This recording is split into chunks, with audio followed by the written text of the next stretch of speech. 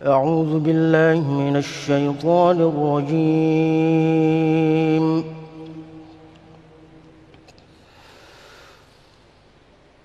بسم الله الرحمن الرحيم.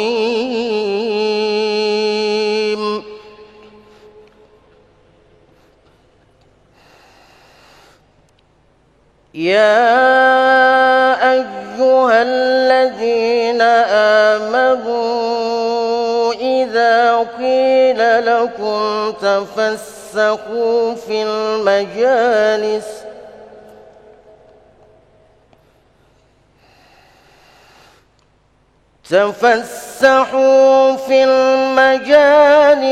فافسحوا يفسح الله لكم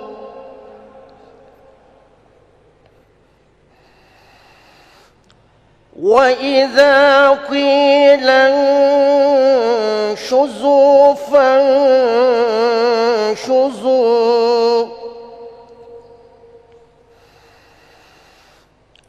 وإذا قيل انشزوا فانشزوا يرفع الله الذين آمنوا منكم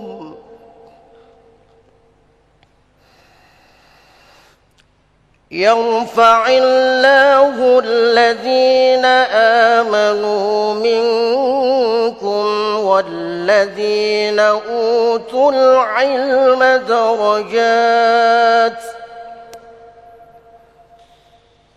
والله بما تعملون خبير.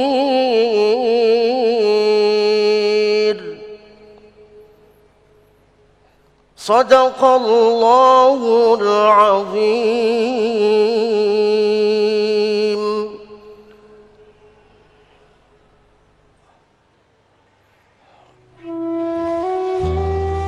Segala puji hanya milik Allah Subhanahu wa Ta'ala. Sungguh semua yang ada di bumi ini adalah milik Allah dan akan kembali kepada Allah. Setiap anak Adam akan merasakan kematian, sebagaimana firman Allah di dalam surah Ali Imran ayat 185. Tiap-tiap yang bernyawa akan merasakan mati. Baru-baru ini Allah Subhanahu wa Ta'ala telah wafatkan beberapa orang soleh dari kalangan ulama.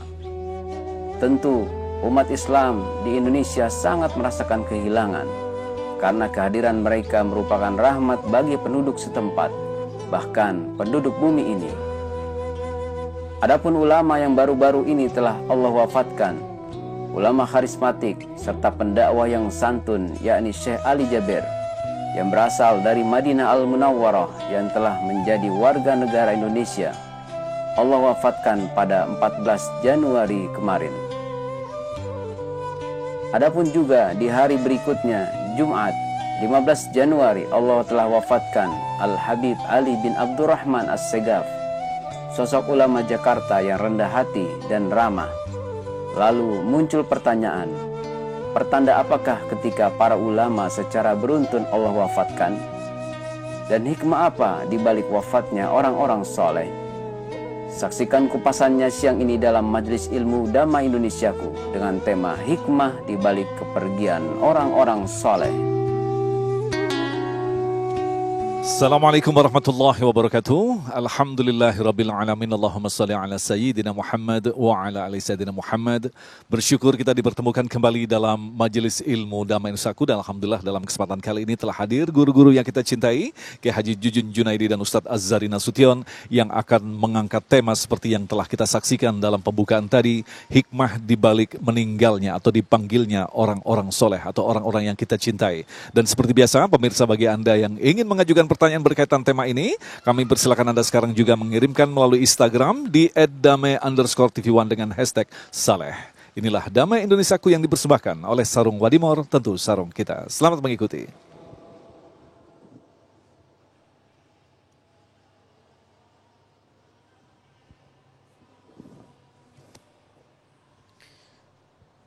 Bismillahirrahmanirrahim. Assalamualaikum warahmatullahi wabarakatuh. Alhamdulillahilladzi waffaqa man arada min ibadihi littafaqquh fid din. Wassalatu wa afdalus salam ala asyrafil mursalin wa ala alihi wa sahbihi ajma'in wa alaina ma'ahum birahmatika ya arhamar rahimin. Guru kita Kiai Jujun Junaidi, mudah-mudahan Allah berikan sehat wal afiyah. Pemirsa Damai Indonesiaku TV One yang dimuliakan Allah Subhanahu wa taala, bapak-bapak, ibu-ibu, jamaah Masjid Izzatul Islam yang luar biasa megah, indah dan insya Allah jadi kebanggaan umat Islam. Bapak-bapak, ibu-ibu yang dimuliakan Allah Subhanahu wa taala, a'udzubillahi minasyaitonir rajim. ولا تقولوا لمن يقتل في سبيل الله أموات بل أحياء ولكن لا تشعرون صدق الله العظيم. Jangan pernah berkata bahwa para kekasih Allah itu mati dalam artian musnah fisik dan eksistensinya. Kematian orang-orang soleh bukan itu maknanya, kata Allah. Kata Jalaluddin Rumi, salah seorang maestro sufi di zamannya itu, kata beliau, semua orang, sebagaimana yang dikutip dalam fiti tadi, kullu nafsin dha'iqatul maut. Ya Pak ya, semua yang bernyawa, semua yang dititipi nyawa oleh Allah pasti mati, betul? Tapi kata Jalaluddin Rumi, tidak semua yang mati merasakan hidup. Semua yang bernyawa pasti mati, tapi tidak semua yang mati merasakan hidup. Hanya orang-orang tertentu saja walaupun dia mati menurut pandangan manusia, tapi di sisi Allah bal ahya, dia hidup. Kita husnuzan sebagai murid, santri, muhibbin, para ulama-ulama, para kiai, para habaib, para asatid, para pengasuh-pengasuh pondok yang wafat di masa-masa pandemi ini, apakah itu karena pandemi atau tidak wafatnya, kita husnuzan sebagai muhibbin dan santrinya bahwa beliau-beliau itu radhiyallahu taala anhum insyaallah husnul khatimah dan ilmunya berkah buat kita. Bapak Ibu yang dimuliakan Allah Subhanahu wa taala, karena itu apa? Karena umur beliau itu berkah-berkah. Apa makna umur yang berkah itu? Kata Sayyid Abdullah Al-Haddad dalam Sabilul Iddikar wal I'tibar itu, dia katakan umur yang berkah itu adalah umur yang mempunyai umur, memakai umurnya untuk digunakan sesuai dengan keinginan Allah Subhanahu wa taala. Karena itu kata Nabi, sebaik-baik umur bapak-bapak, man tala umuruhu wa hasuna amaluhu. Yang panjang rentang usianya dan yang sangat bagus kontribusi amalnya. Itu umur yang berkah. Ketika Nabi mengatakan demikian, berarti mafhum mukhalafahnya adalah ada orang yang umurnya pendek, amalnya pendek. Mudah-mudahan kita tidak termasuk. Amin. Ada orang juga yang umurnya panjang, amalnya pendek. Umurnya panjang, amalnya pendek. Nah, ini juga tidak baik. Umur panjang, amal pendek. Siapa salah satunya? Iblis, laknatullah alaih. Bahkan tidak ada amalnya. Kata Iblis direkam dalam suratil A'raf, qala anzirni ila yaumi yub'atsun. Tuhan, beri saya kuota umur sampai hari pembangkitan nanti, biar saya bisa goda anak cucu Adam. Kata Allah, qala innaka minal munzarin. Baik, aku berikan kuota umur yang sangat panjang kepadamu sehingga kamu leluasa itu berbuat apa saja. Tapi iblis lebih memilih menggoda anak cucu Adam. Inilah contoh orang yang berumur panjang tetapi beramal pendek. Ada orang yang berumur pendek, beramal pendek. Ada orang yang berumur panjang, beramal pendek. Ada orang yang berumur pendek, beramal panjang. Masya Allah. Tuan-tuan guru kita melihat Ya, ada yang wafat, ada yang meninggal umurnya belumlah lama, belumlah sepuh, tapi wafat. Insya Allah kita yakin beliau-beliau husnul khatimah. Banyak ulama-ulama kita yang wafat di usia muda, bapak-bapak. Salah satunya siapa? Imam Nawawi. Banyak karyanya, umurnya tidak lebih dari 50. Tidak lebih dari 50, tapi karyanya kata para ulama, usianya hanya 46 tahun kurang lebih, tapi karyanya berjumlah 40 sampai 50 kitab. Dan besar-besar, Riyadhus Shalihin, Al-Majmu' Syarah Muhadzab, dan lain-lain sebagainya. Itu penulis autobiografinya Imam Nawawi buat penelitian. Kalau dikonversikan umurnya Imam Nawawi dengan jumlah halaman yang beliau tulis, satu hari Imam Nawawi menulis 3 halaman. Coba berkahnya umur Imam Nawawi. Imam Syafi'i 54 tahun saja. Tapi Imam Syafi'i punya kitab 113 kitab.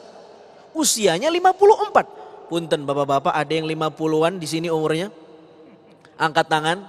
Yang 50 tahunan. Sudah berapa nulis kitab, Pak? Malu kita ya. Malu, saya juga malu, Masya Allah. Para ulama-ulama kita. Imam Syafi'i 113 kitab. Siapa lagi? Imam Al-Ghazali. Imam Al-Ghazali. Ini kibarul ulama. Punya kitab 51 buah. Umurnya cuma 55 tahun. Tetapi apa kata para ulama? Umur Imam Al-Ghazali ini luar biasa berkahnya. Itu Ihya Ulumiddin saja 4 jilid 2000 halaman kurang lebih. Belum kitab-kitabnya yang lain. Nanti ada orang yang berumur panjang, amalnya juga panjang. Ini juga lebih berkah. Salah satunya apa? Imam As-Suyuti. Umurnya 102 tahun.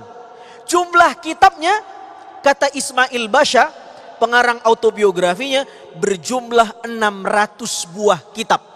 Satu hari menulis 20 halaman. Luar biasa. Bagaimana tidak berkah para ulama kita umurnya. Nanti kita akan lanjutkan. Baik, terima kasih Ustadz dan pemirsa yang dirahmati Allah. Terjawab sudah, sesungguhnya kehidupan ini bukan terletak pada panjang usia kita, tetapi bagaimanakah kita mampu mengisi usia kita yang telah ditetapkan atau ditakdirkan oleh Allah dengan banyak kemanfaatan. Lantas bagaimanakah sesungguhnya terminologi dari orang yang disebut dengan orang soleh dan orang yang tidak soleh. Selepas pesan-pesan berikut ini, Damai Nusaku yang dipersembahkan oleh Sarung Wadimor, tentu sarung kita.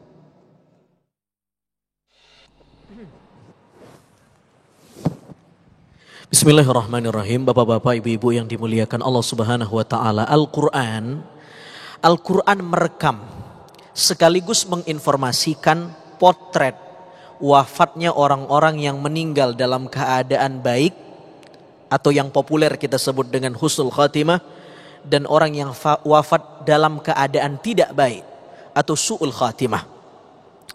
Bapak-bapak, ibu-ibu yang dimuliakan Allah Subhanahu wa taala, ada satu penggal ayat, misalnya Allah mengatakan wan nazi'ati gharqa wan nasyitati nashta. Ayat ini memberi gambaran ada 2 tipe orang yang wafat itu. Yang pertama, orang yang dicabut nyawanya dengan sangat keras oleh para eksekutor maut, malaikal maut. Itu luar biasa kerasnya. Bagaimana kita tahu kerasnya? Diwakili oleh diksi yang digunakan Allah. Wan nazi'ati gharqa, naza'a itu mencabut dengan keras. Makanya api neraka itu saking kerasnya Al-Quran mengatakan naza'atan lisyawah. Kalau kita kena, maka akan hangus, tercerabut ubun-ubun kita. Tidak hanya naza'a, tapi juga ditempel dengan kata gharqa. Gharqa itu adalah sesuatu yang sangat dalam sehingga harus dicabut dengan sangat keras kalau perlu menggunakan media-media tertentu. Saya kasih contoh begini. Kalau ada paku yang nempel di dinding, ibu-ibu, bapak-bapak misalnya mau majang sesuatu biar rumahnya indah. Oh, ini pindahin deh, nggak usah di sini pakunya, harus dicabut nih kan? Tempelan yang lama, bisa nggak paku itu dicabut dengan tangan? Paku yang sempurna masuknya, bisa tidak kira-kira? Tidak bisa karena sudah terlampau dalam. Kira-kira untuk mencabutnya pakai apa bapak-bapak, ibu-ibu? Media. Apakah itu palu, ya, linggis atau apalah namanya, supaya dia tercabut. Dan cara nyabutnya kira-kira pelan-pelan atau harus kuat-kuat? Harus kuat-kuat karena objeknya sangat dalam masuk. Begitulah ruh orang yang jauh dari Allah. Digambarkan dalam Al-Quran, wan nazi'ati gharqa. Gharqa itu dalam, sehingga orang yang tenggelam itu disebut al-ghariq. Ya. Yang kedua, wan nasyitati nashta. Ada orang yang nyawanya itu diurai, dilepaskan oleh para malaikat maut dengan sangat halus sekali. Inilah nyawanya para kekasih Allah. Amin. Amin. Dari mana kita tahu kata-kata nasyata itu maknanya adalah mengurai simpul, dua simpul sehingga terlepas dengan sangat lembut, kata pakar bahasa. Karena itu orang Arab, kita kalau punya sepatu, sepatunya ada talinya. Kira-kira bapak-bapak kalau pakai sepatu yang bertali, tali itu diikat mati atau tidak, Pak? Berangkat ke kantor segala macam, diikat mati atau tidak? Kenapa? Karena kita tahu bakal pulang lagi ke rumah, bakal sholat, ngambil wudhu, betul? Orang Arab menyebutnya al-unsyutah. Tali sepatu yang diurai, cukup satu simpulnya ditarik, semuanya lepas.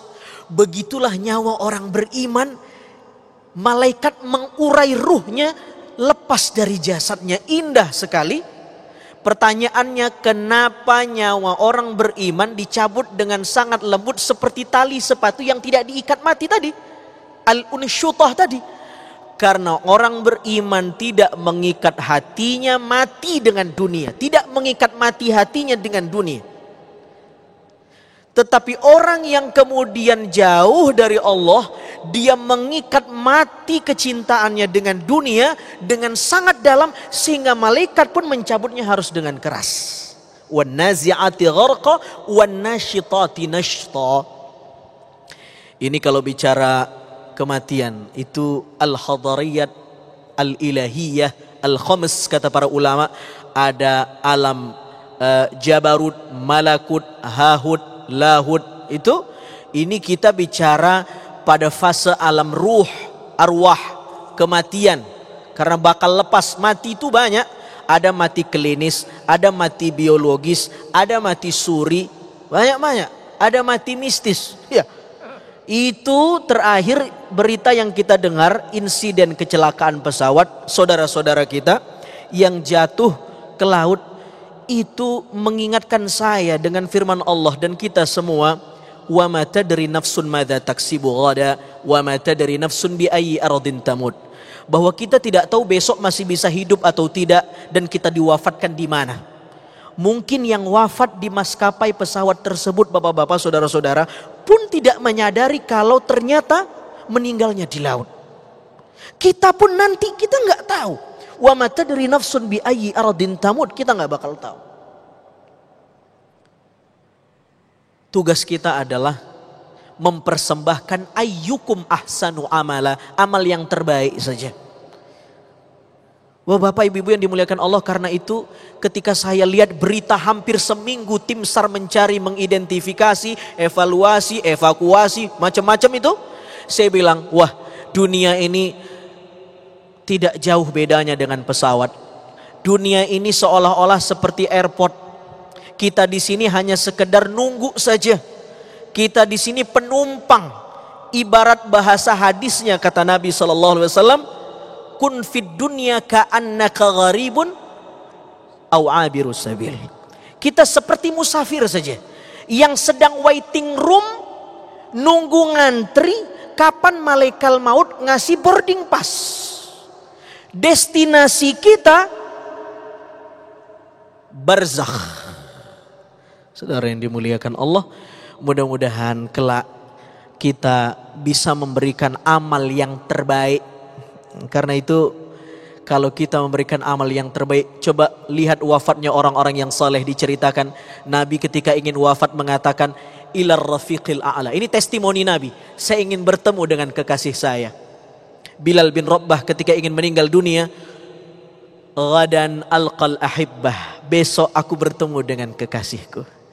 Ali bin Abi Thalib ketika meninggal dunia, fuztu wa rabbil Ka'bah, betapa bahagianya aku karena sebentar lagi aku akan bertemu dengan sang pemilik Ka'bah, Allah Subhanahu wa taala.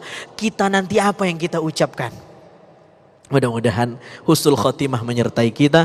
Allahumma khtim lana bihusnil khatimah waj'al akhira kalamina 'inda intihai ajalina qawla la ilaha illallah Muhammadur Rasulullah sallallahu alaihi wasallam wa ba'athna warfa'na biha yawma la yanfa' malu wala banun illa man atallah biqalbin salim.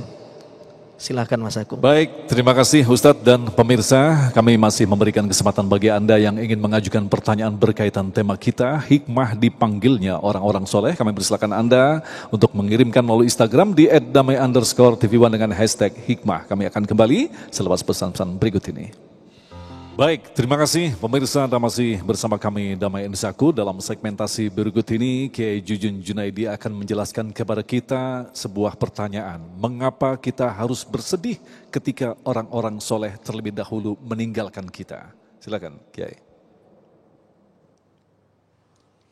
Bismillahirrahmanirrahim. Assalamualaikum warahmatullahi wabarakatuh. Alhamdulillahilladzi khalaqal hayata liyabluwakum ayyukum ahsanu amala. Khalaqal mauta wal hayata liyabluwakum ayyukum ahsanu amala. A'udzu billahi minasyaitonir rajim. Bismillahirrahmanirrahim. Syahidallahu annahu la ilaha illahu wal malaikatu wa ulul ilmi qa'iman bil qist. Shadaqallahul azim. Perginya orang soleh. Kita dikagetkan sekarang musim perginya orang-orang ulama-ulama soleh. Padahal seperti kata Imam Al-Ghazali, para ulama-ulama itu adalah penebar dan penabur risalah suci. Syiar menjadi berkibar, Islam ajaran Nabi menjadi membumi. Dan salah satu yang harus kita waspadai dan kita tentunya khawatir adalah dengan kepergian-kepergian mereka. Pertanyaannya yang tadi Mas Agung pertanyakan, pada subhat kali ini kita akan bicara kenapa kita khawatir ditinggalkan para ulama, ditinggalkan pergi orang-orang soleh. Saya tanya, masjid apa ini? Izzatul Islam. Kalau ada orang ahli berjamaah, ujug-ujug tidak ada dan meninggal, ingat terus Pak. Benar kan? Duh, kalau waktu ada si itu mah. Tapi kalau di sini ada orang maaf, orang tidak baik, kemudian meninggal, apakah Bapak tersenyum? Atau Bapak sedih? Tidak. Kalau orang soleh yang meninggal dunia, maka pasti ada kesedihan yang menyertai. Apalagi ulama. Ulama yang soleh yang wafat, maka akan meninggalkan duka nestapa untuk dunia. Alasannya yang pertama karena Allah berfirman yang tadi. Syahidallahu annahu la ilaha illa huwa wal malaikati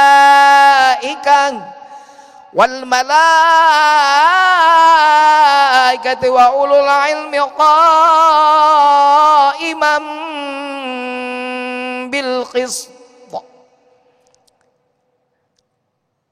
Allah bersaksi bahwa tiada Tuhan selain Dia yang menegakkan keadilan, dan Allah nyatakan itu pun dengan diikuti dengan dua yang disebut oleh Allah, wal malaikat dan wa ulul ilmi, orang-orang yang berilmu. Dalam telah tafsir, maka itu berarti Allah betapa mengagungkan orang-orang yang berilmu. Makanya ketika orang yang berilmu wafat, maka kita khawatir karena sebenarnya salah satu keagungan dari Allah telah musnah dari muka bumi ini. Kenapa? Karena Allah menyebut itu karena ulama itu ketakutnya hanya kepada Allah. Innama yakhsyallaha min ibadihil ulama. Sesungguhnya orang-orang dari sekian hamba yang takut pada Allah itu adalah ulama. Saking takutnya ulama-ulama yang saleh itu pada Allah, maka Allah senantiasa merasa menyertainya. Makanya kemudian istiqomahlah dirinya dalam kebaikan. tadi guru kita Ustadz Azhari Nasution sudah menjelaskan bagaimana dalam usia yang demikian muda-muda berkarya dengan hebat. 55 kitab dikarang, usia 50 wafat, tapi sekian manfaat yang sudah dapat kita ambil sampai hari ini. Kenapa?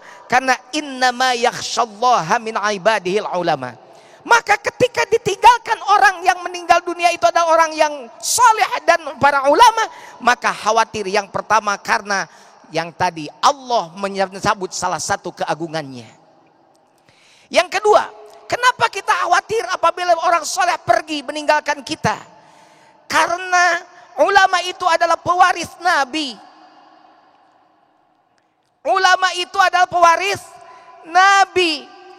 Afdalul alim alal abid kafadlil qamar ala sairil kawakib. Innal ulama warasatul anbiya. Innal anbiya lam yuwarrithu dinaran wala dirhaman walakin yuwarrithu ilma. Innama warithul ilma. Nabi itu tidak mewariskan dirham dan dinar. Innama warithul ilma. Nabi itu mewariskan ilmu. Sementara kata Nabi, al-ulama warasatul anbiya. Perumpamaannya seperti tadi. Seorang alim terhadap seorang ahli ibadah diibaratkan seperti bulan purnama di atas bintang-bintang. Kasairi kawakib. Seperti di atas bintang-bintang. Kafadil qamar ala sairil kawakib. Seperti bulan purnama di atas bintang-bintang. Oleh karenanya, maka ketika para ulama yang saleh itu wafat atau meninggal dunia, sesungguhnya kita berduka karena salah satunya adalah ulama itu diambil salah satu keagungan dari Allah SWT.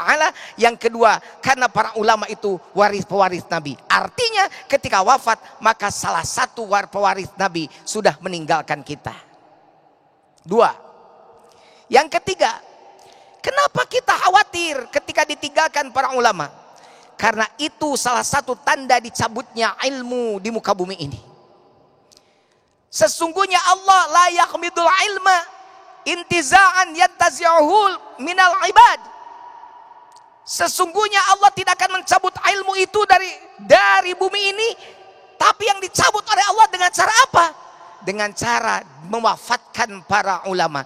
Yang paling parah nanti ketika sudah tidak ada, maka ittakhadhan nas ru'usan juhalan. Datanglah orang kepada orang-orang jahil, fasuilu faftau, maka orang jahil itu berfatwa, ditanya dan berfatwa bighairi ilmin, tanpa ilmu, maka kesananya fadallu wa adallu, sesat dan menyesatkan. Itu yang kedua. Yang ketiga, kenapa kita khawatir ditinggalkan para ulama yang saleh? Karena kata Nabi, "Malam yahzan bimautil alim fahuwa munafiqun." Barang siapa yang tidak khawatir dengan meninggalnya para ulama, maka dia termasuk kelompok orang-orang munafik. Na'udzubillahi min dzalik. Mudah-mudahan kita termasuk orang yang khawatir dan merasa terus ingin bersama para ulama, sehingga kita berdoa para ulama saleh itu tetap ada beserta dengan kita, sehingga think of tank berpikir kita untuk menyirami tentang kehidupan di dunia ini dari sisi agama masih tetap kita peroleh dari mereka. Amin ya rabbal alamin. Baik pemirsa yang dirahmati Allah, dalam segmentasi berikutnya nanti Kiai kita akan menjelaskan ketika orang-orang soleh ini diangkat menuju kepada Allah, lantas kita yang masih diberikan kesadaran apa sesungguhnya yang harus kita lakukan. Selepas pesan-pesan berikut ini, damai Indonesiaku.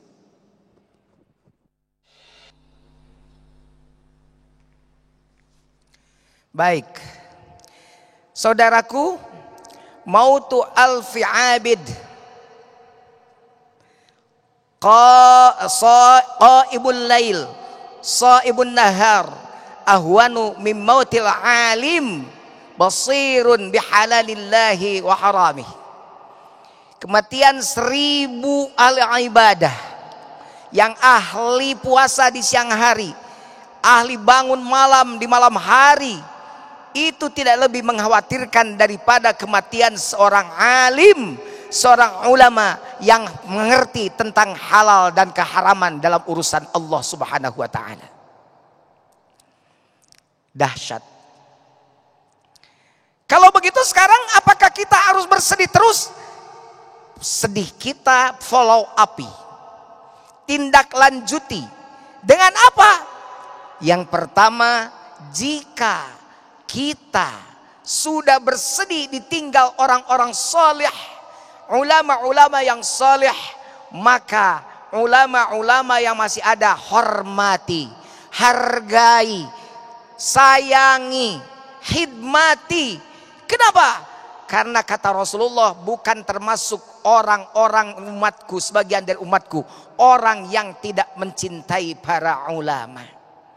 Bahkan dalam satu hadis, man ahabbal ulama faqad ahabbal anbiya, wa man ahabbal anbiya faqad ahabballah, wa man ahabballah dakhalal jannah. Yang cinta ulama adalah pencintai Nabi, yang mencintai Nabi mencintai Allah, dan insya Allah masuk surga. Man abghadal ulama faqad abghadal anbiya, wa man abghadal anbiya faqad abghadallah, wa man abghadallah dakhalan nar. Yang benci ulama maka sama dengan benci para nabi.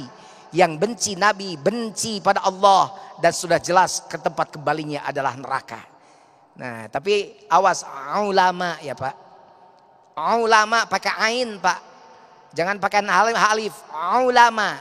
Ada ulama, ada ulama. Kalau ulama pakai hamzah ya Ustaz Azari. Kalau ula tuh ular, kalau ma air, jadi ular air. Kata orang Garut orai cai namanya gitu kan. Nah begitu, kalau belok ke kanan diajak belok, belok. Diajak belok ke kiri, belok. Gimana yang ngebelokin? Nah itu ulama. Nah yang kita bahas sekarang adalah ulama pakai ain. Yang tadi cirinya yakhsyallah min ibadihil ulama. Jadi bagaimana caranya? Nih, ada satu kisah menarik ini. Satu saat Imam Syafi'i berkunjung pada Imam Hanafi. Bagaimana seorang Imam Syafi'i itu membuka lembaran-lembaran kertas ketika temannya, sahabatnya Imam Hanafi itu sedang mengajar, sampai tidak terdengar surah kertas itu dibuka. Sampai dia nyatakan, aku membuka lembaran-lembaran kertas ini karena takut mengganggu beliau yang sedang mengajar. Begitu antar imam saling menghormati. Kalau sekarang bagaimana? Antar ustadz ada yang ribut. Beda kunut, nggak kunut aja ribut. Izzatul apa ini? Islam tidak kunut. Ada orang sholatnya lewat. Kenapa? Nggak kunut di sini katanya. Itu bukan masjid saya. Ulama dengan ulama ribut. Ulama dengan ulama ribut. Hanya merasa diri benar sendiri. Orang lain salah. Akhirnya orang lain salah. Saya yang benar. Boleh bersikap diri benar? Boleh. Amalan diri harus diyakini kebenarannya. Tapi kasih kesempatan bahwa kita juga menganggap amalan orang lain pasti juga mengandung kebenaran. Maka sikap toleransi itu akan muncul dalam sikap keseharian dalam beragama. Yang paling penting dari kepergian para ulama-ulama yang soleh ini, kita belajar bukan bersedih, tapi belajar menindaklanjuti bagaimana caranya menggantikan posisi para ulama itu sehingga ada para pengganti-penggantinya. Pak, sarjana meninggal dunia, satu orang gantinya sehari ribuan. S2, S3 ratusan. Profesor meninggal puluhan gantinya. Tapi ketika ulama wafat, subhanallah. Makanya Bapak dengan Ibu saya doakan kita punya cita-cita punya anak-anak yang soleh. Syekh Ali Jaber contoh kemarin, Allahumma gfirlahu warhamhu wa'afi'afu anhu. Beliau punya cita-cita ingin mencetak 1 juta penghafal Al-Quran. Dan sudah terwujud. Apakah cukup? Kita lanjutkan jadi 2 juta penghafal Al-Quran. Siapa diantaranya? Putra ibu, putra bapak, putra saya, doakan. Amin. Ya Pak ya. Bukan hanya penghafal, tapi mentadabburi Al-Quran dengan segala seluk beluknya. Kenapa? Karena kalau kita hanya bersedih pun tanpa kemudian kita memuliakan para ulama dengan cara mengkader anak-anak kita, maka kita akan semakin bocor dunia ini karena semakin lemah dari sisi keilmuan. Makanya kita berharap ibu, bapak dan kita semua, hikmah dari ditinggalkannya orang-orang soleh ini, yang pertama, jadikan itu pelajaran buat kita. Orang soleh mati, orang salah, orang kaya, orang miskin, siapa juga meninggal dunia. Idza jaa ajaluhum la yastakhiruna sa'ata wa la yastaqdimun. Hikmahnya apa? Satu, al-mautu babun wa kullun nasi dakhiluhu.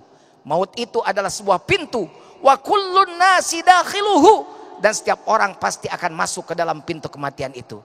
Dan ketika kematian itu telah datang, kita tidak bisa mengelak apakah mau A atau Z dulu namanya, tidak berdasarkan abjad. Kalau abjad dan nama asalnya, saya mau ganti nama, bukan Jujun tapi Zuzun, biar saya akhir dipanggilnya.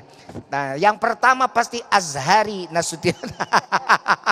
Kalau berdasarkan abjad, tidak berdasarkan abjad. Jadi Agung gimana? Ya, Agung gitu ya, Azhari Nasution gitu kan. Karena abjad, tidak berdasarkan abjad, tapi kita berdasarkan diintip usia. Oleh karenanya hikmahnya, siaplah, berhati-hatilah, jadilah tetap orang soleh dan mengikuti para ulama yang soleh, agar kita juga wafat dalam keadaan husnul khatimah. Amin ya Rabbal Alamin. Baik, terima kasih Kiai dan Ustadz yang telah memberikan penyadaran kembali kepada kita betapa pentingnya kita sekali lagi mencintai orang-orang yang dititipkan ilmu di dalam dadanya. Itulah para ulama. Dan insya Allah untuk melengkapi tema bahasan kita akan segera menjawab pertanyaan Anda selepas pesan-pesan berikut ini. Damai Indonesiaku.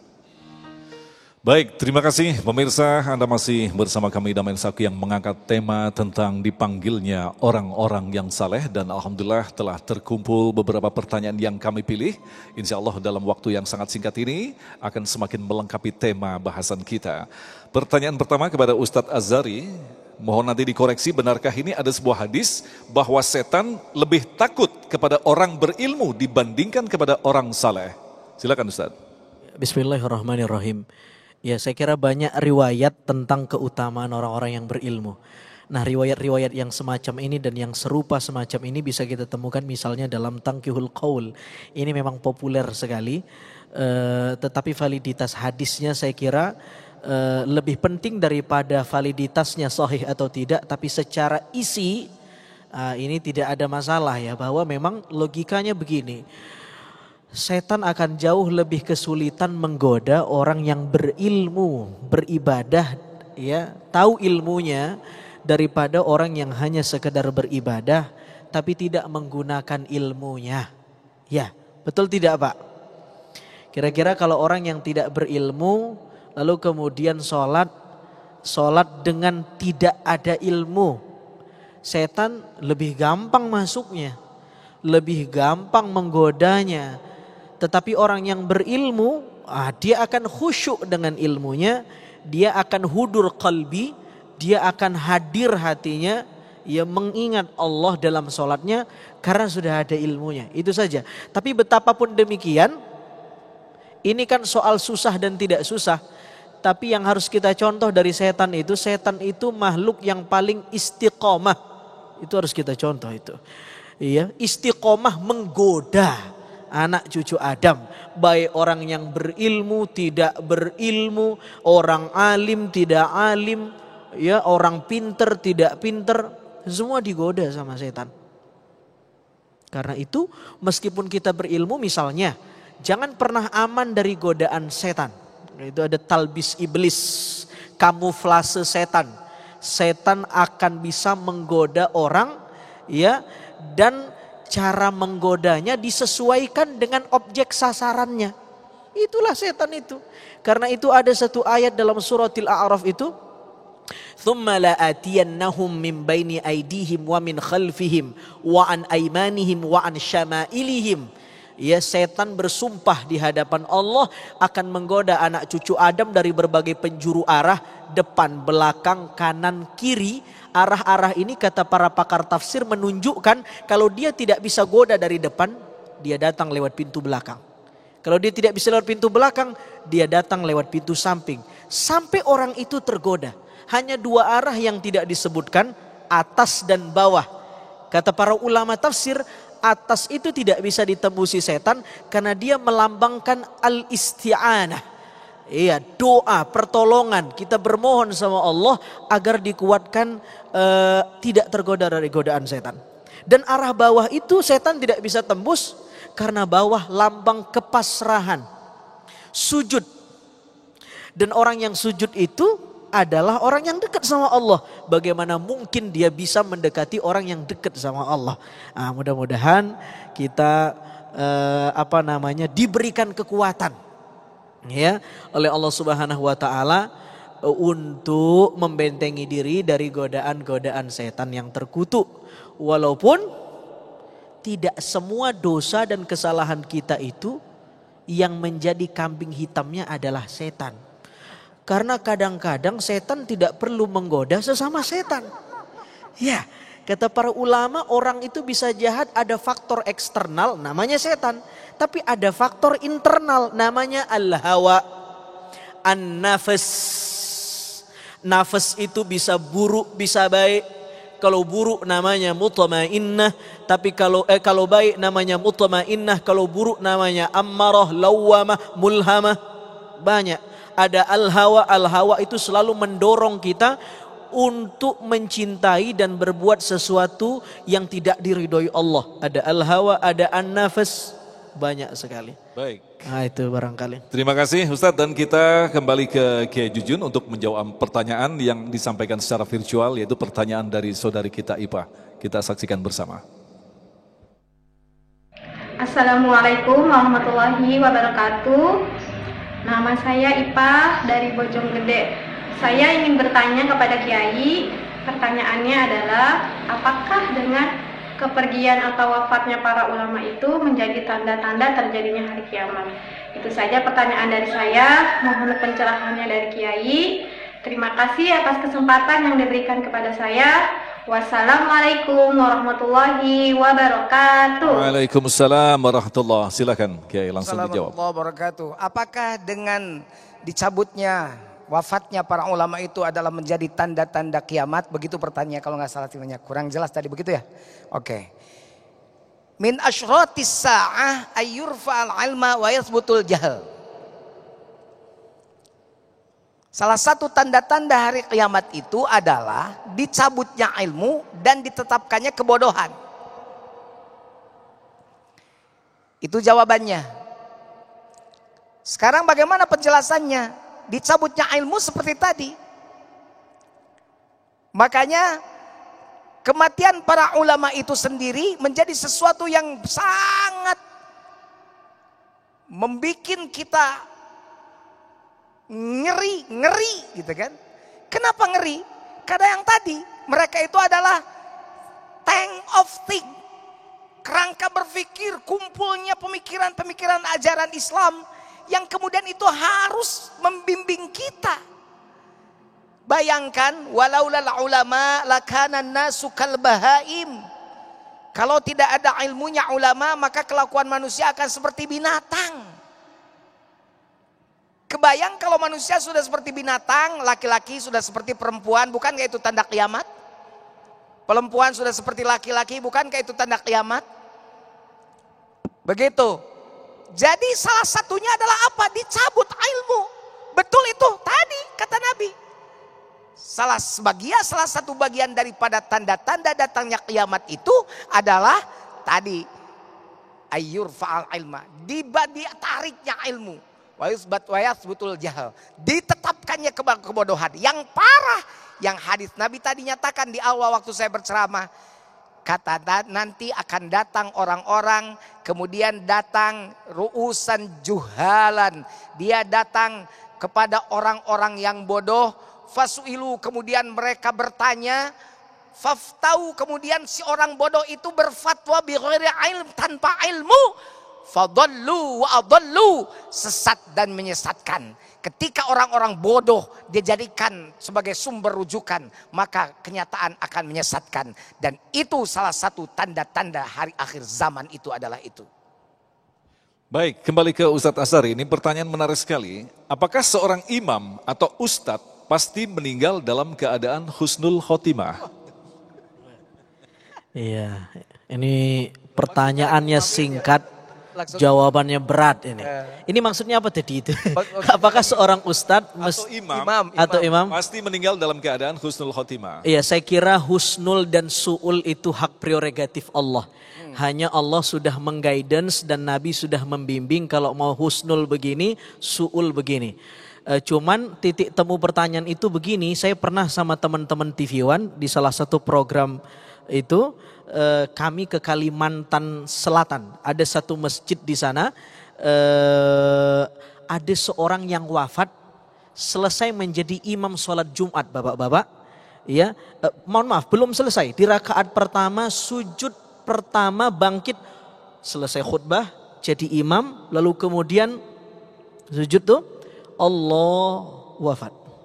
Nah itu saya langsung ketemu ketemu keluarganya, saya tanya apa amalan beliau ini, namanya Al-Maghfurlah Bapak Jamhuri Alawi, ustadz yang di kampung tetapi populer di langit ya, karena husnul khatimahnya. Wah, kita takut maklum fid dunia wa majhul fis sama. Wah, jangan sampai populer di mata orang tapi di sisi Allah kita tidak tahu.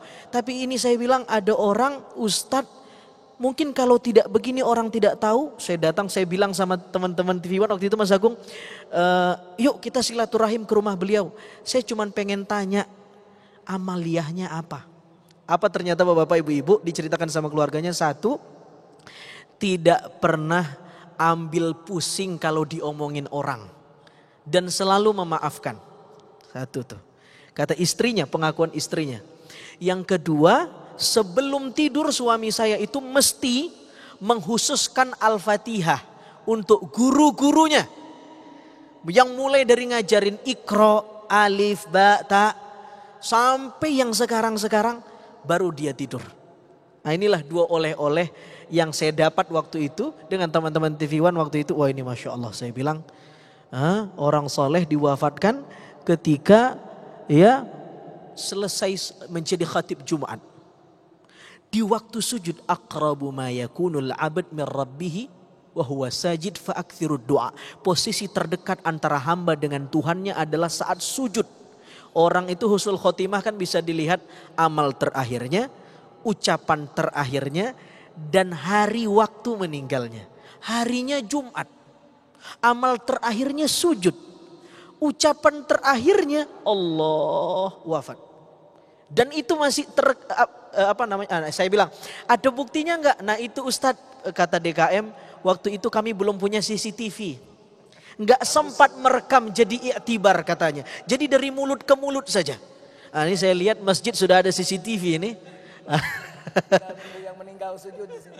Iya, CCTV sudah lengkap, silahkan nanti ya. Ini cita-cita kita semua, apapun cara wafatnya mudah-mudahan husnul khatimah. Jangan juga mengklaim orang walaupun wafatnya tidak di mihrab kita su'ul khatimah. Tidak juga. Oh ini bukan hari Jumat ini. Nabi sendiri tidak hari Jumat, tapi Nabi yang bersabda Jumat itu tanda husnul khotimah, tapi Nabi sendiri kan tidak.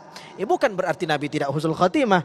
Ini salah satu tanda saja. Mudah-mudahan kita husnul khotimah. Dan ini pertanyaan berkaitan dengan apa yang telah dijelaskan tadi. Lantas bagaimanakah kita mengkondisikan diri kita agar kita mati dalam keadaan mengingat Allah? Ya, ingat Allah terus menerus.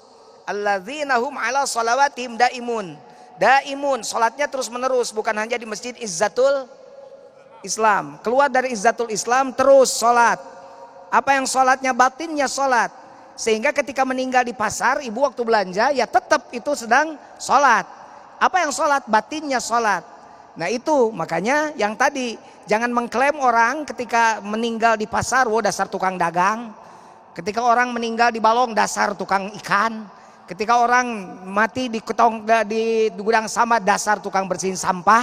Jangan mengklaim ketika di masjid, waduh husnul khotimah, belum tentu ada pemabuk tiba-tiba nyelonong ke masjid, ngak mati di masjid.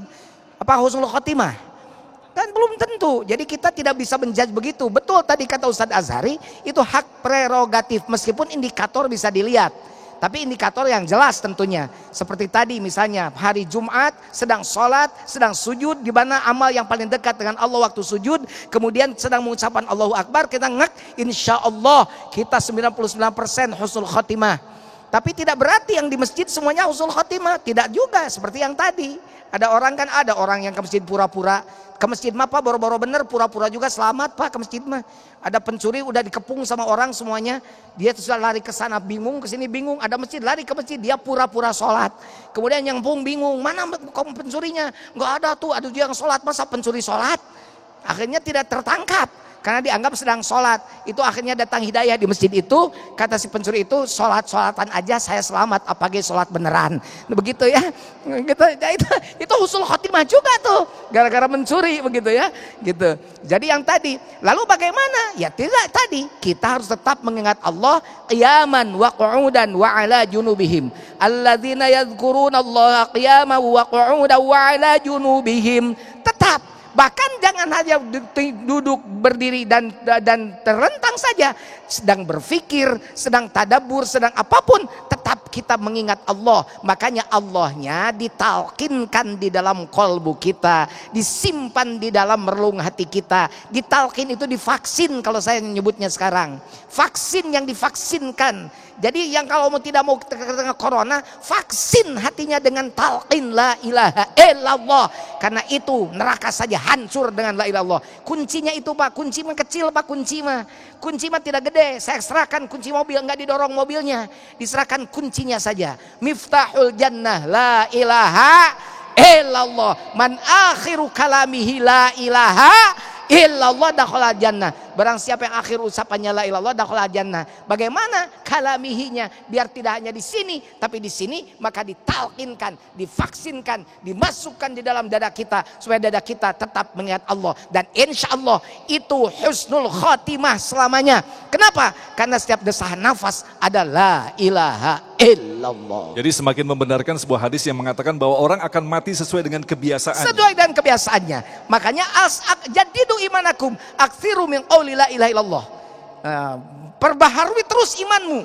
Aktsiru min qauli la ilaha illallah. Fa kaifa nujaddidul iman ya Rasulullah? Dengan apa kami memperbarui iman ya Rasulullah? Memperbarui iman itu aktsiru min qauli la ilaha illallah. Makanya masjid ini yang gede ini, yang puluhan miliar ini sepi kalau tidak ada la ilaha illallah di dalamnya. Makanya dengungkan zikir itu, karena itu ada zikir. Kita sodakoh vaksin untuk masyarakat. Kalau pemerintah vaksinnya vaksin Sinovac, kalau kita vaksinnya vaksin la ilaha illallah.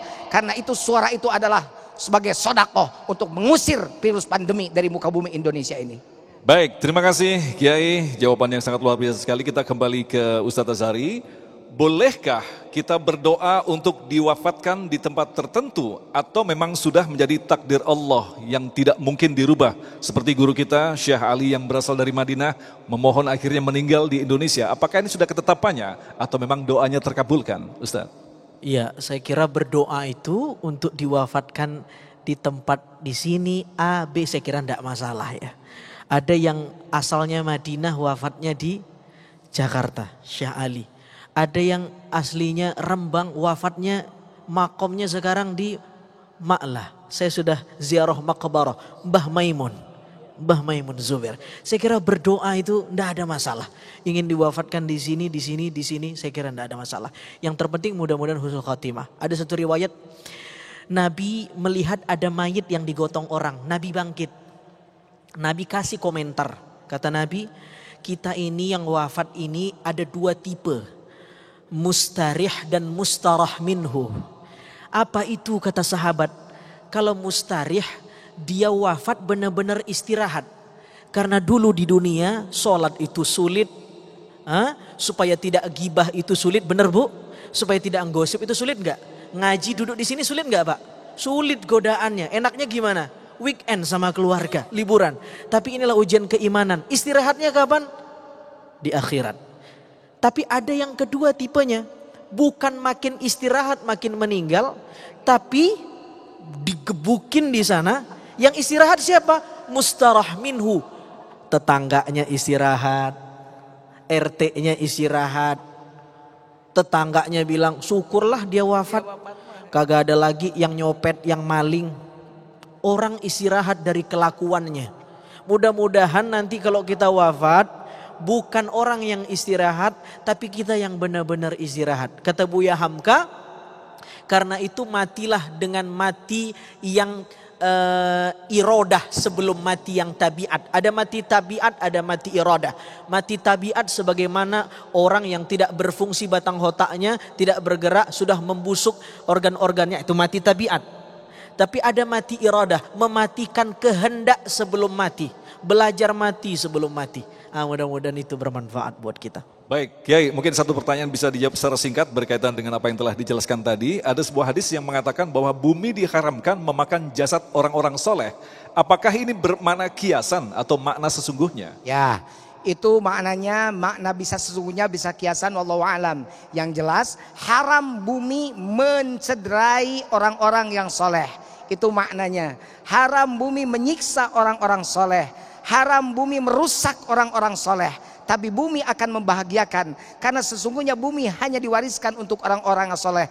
Annal arda yarithuha ibadiyas solehun. Sesungguhnya bumi hanya diwariskan untuk orang-orang soleh.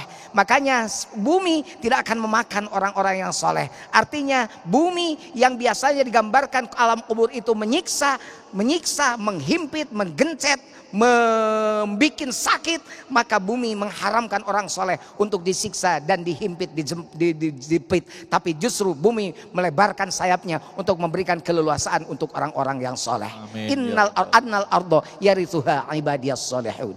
Terima kasih Abah Jujun, kemudian Ustadz Azhari Nasution yang telah memberikan ilmu yang sangat luar biasa sekali di dalam kesempatan kali ini, dan insya Allah ini akan menjadi bekal kita di sisa usia kita untuk memperbaiki kualitas keimanan kita. Dan sekali lagi mudah-mudahan kita termasuk orang yang selalu membiasakan diri untuk mengingat Allah, karena orang akan mati sesuai apa yang dibiasakan dalam kehidupannya. Tetaplah bersama kami, Damai Indonesiaku.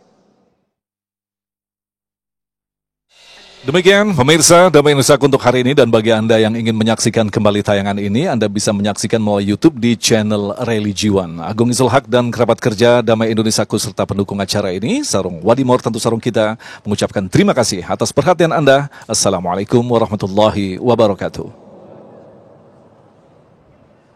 Allahumma salli wa sallim ala sayyidina wa habibina wa syafi'ina wa maulana Muhammad. وسلم ورضى الله تبارك وتعالى عن كل الصحابة رسول الله أجمعين. اللهم صل على سيدنا محمد صلاة تنجينا بها من جميع الأهوال والآفات وتقضي لنا بها جميع الحاجات وتطهرنا بها من جميع السيئات وترفعنا بها عندك على الدرجات وتبلغنا بها أقصى الغايات من جميع الخيرات في الحياة وبعد الممات. إن الذين يبايعونك إنما يبايعون الله يد الله فوق أيديهم فمن نكث فإنما ينكث على نفسه ومن أوفى بما عاهد عليه الله فسيؤتي أجرا عظيما. ربنا أنزلنا منزلا مباركا وأنت خير المنزلين. ربنا افتح بيننا وبين قومنا بالحق وأنت خير الفاتحين. اللهم لك الكل وبك الكل ومنك الكل وإليك الكل وأنت الكل وكل الكل برحمتك يا أرحم الراحمين. سبحان ربك رب العزة عما يصفون وسلام على المرسلين والحمد لله رب العالمين. الفاتحة.